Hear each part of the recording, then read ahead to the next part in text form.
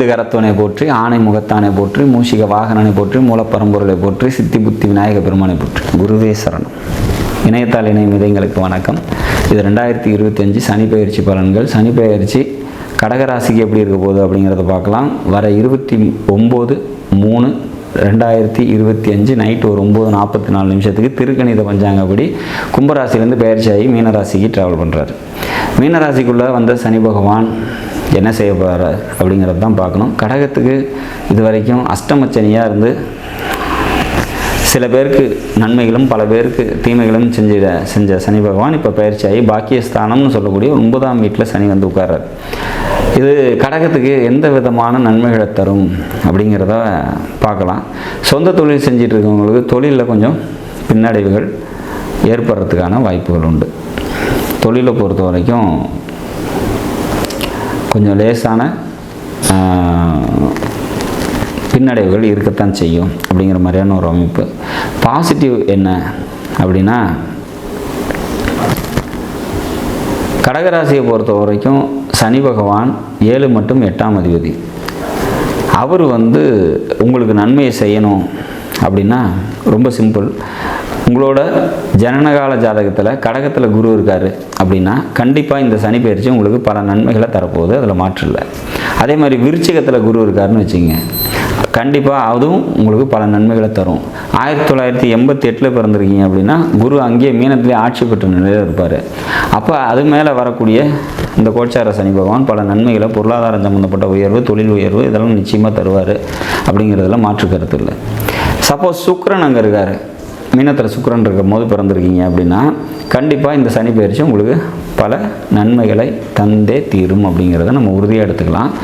சொந்த தொழில் செஞ்சிட்டு இருக்கவங்களுக்கு தொழிலில் தேவையற்ற அலைச்சலும் விரயமும் ஏற்படும். அதனால தான் வந்து பார்த்திங்கன்னா கொஞ்சம் கூடுதல் கவனத்தோடு இருந்துக்கணும் அப்படிங்கிற மாதிரி. நண்பர்கள் விஷயத்தில் கூடுதலோட கவனத்தோடு இருந்துக்கணும்.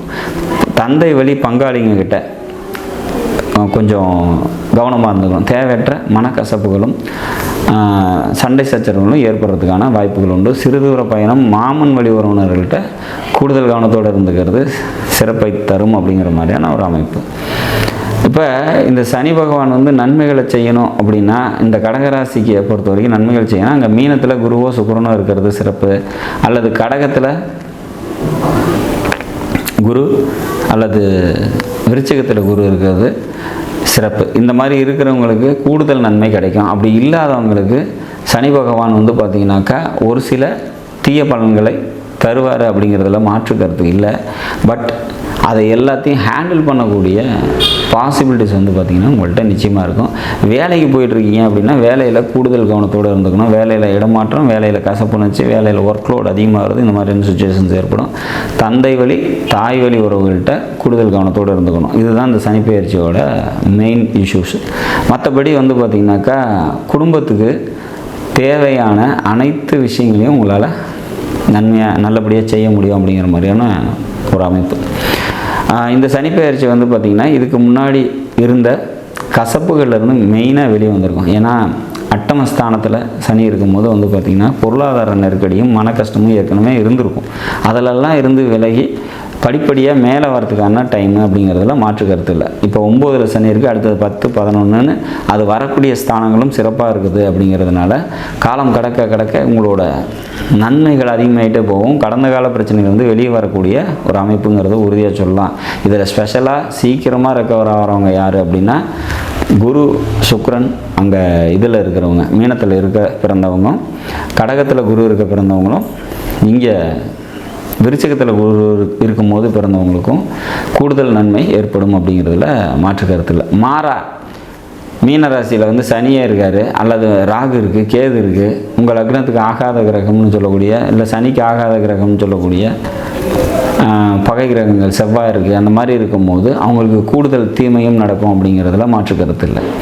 அப்போ ஒரு பலன் சொல்கிறோம் அப்படின்னா அது பொது பலனாக சொல்லாமல் முடிஞ்ச அளவுக்கு எவ்வளோ தூரம் நம்ம அதை அனலைஸ் பண்ணி உள்ளே போய் சொல்ல முடியும் அப்படிங்கிறது தான் இந்த பதிவு. ஸோ சனி பெயர்ச்சி வருது அப்படின்னாலே பொதுவாக நம்ம பயப்பட தேவையில்லை. நன்மைகளும் சனி செய்கிறாரு அப்படிங்கிறது தான் இதில் நிஜம். இன்னும் சொல்லப்போனால் பெரும்பாலான ஜாதகங்களுக்கு நன்மையைத்தான் செய்கிறாரு, அதில் மாற்று கருத்து இல்லை. ஒருத்தர் 7.5 சனி காலத்தில் உள்ள கடந்து வராரு அப்படின்னா அவர் வந்து வாழ்க்கையில் பல அனுபவங்களை கற்று தேறி தான் அந்த 7.5 சனியை முடிக்கிறார். ஒருத்தர் அஷ்டம சனி கடந்து வராங்க அப்படின்னா அவங்க அதில் பட்ட அனுபவம், அதன் மூலம் அவங்க பெற்ற அறிவும் விலை மதிப்பெற்றது. அது வந்து இனி வாழ்க்கையில் எதிர்வருங்காலத்தை வசந்த காலமாக மாற்றக்கூடிய அந்த அனுபவத்தை சனி பகவான் தான் கொடுத்துருக்காரு. அந்த வகையில் கடகராசியை பொறுத்த வரைக்கும் இது வரைக்கும் அஷ்டமத்திலேருந்து பல பாடங்களை சொல்லிக் கொடுத்த சனி பகவான் இனி 9ல் சஞ்சரிக்கிறது இது ஒரு முன்னேற்றமான ஒரு சூழல் தான் அப்படிங்கிறத நம்ம மாற்று கருத்து சொல்ல முடியாது.